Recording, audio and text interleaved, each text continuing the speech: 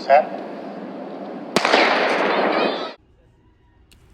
We've just finished up our first cycle of training with the track and field group.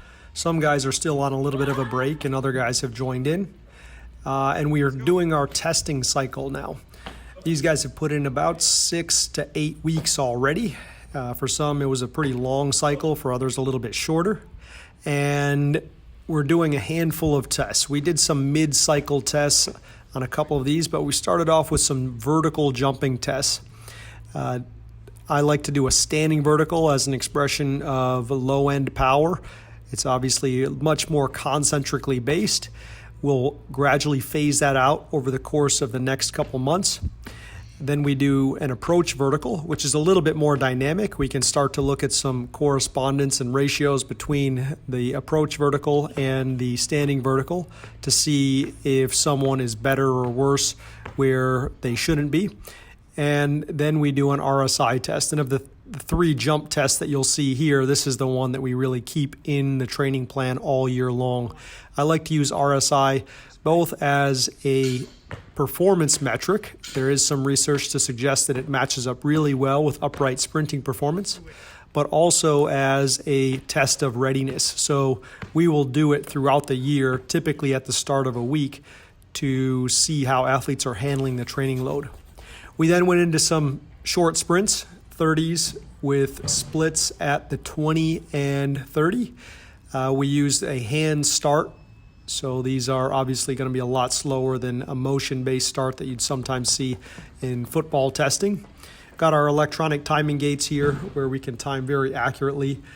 This is our first time actually running as far as 30 meters. We've had some runs up a hill that are about 30 meters. We've had some resisted runs out to about 20, 25 meters up to this point, but we hadn't run in a straight line on the flat and certainly not in spikes up until this point. So for these guys, this is their first time putting on spikes for the year. As I said, anywhere between 6 and 8 weeks in. And we're testing over 30 meters. Just basically started touching on these concepts in our training at the last week or two before this test cycle.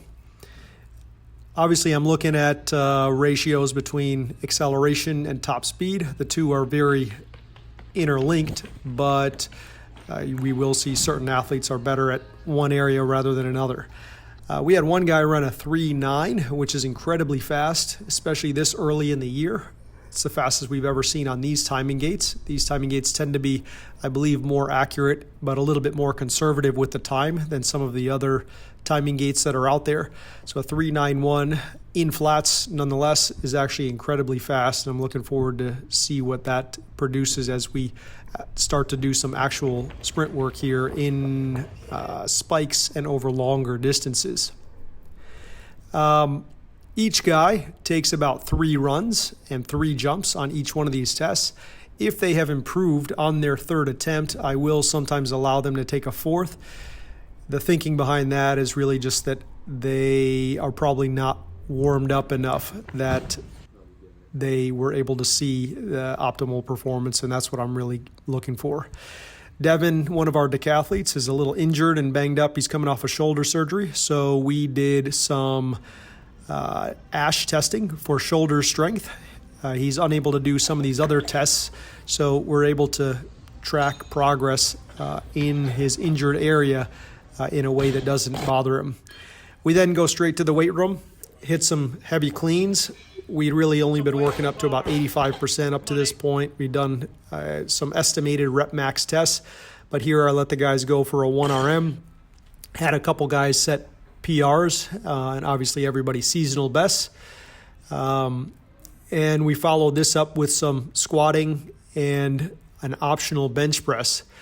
The guys were a little high on the squats this particular time, probably a product of me being away for a couple weeks overseas. But overall strength numbers are quite good at this time of the year. It is a focal point for us. Early on in the year, especially with some of the event groups that I have, I like to see guys get pretty strong in terms of their absolute strength, and even more so in terms of their relative strength.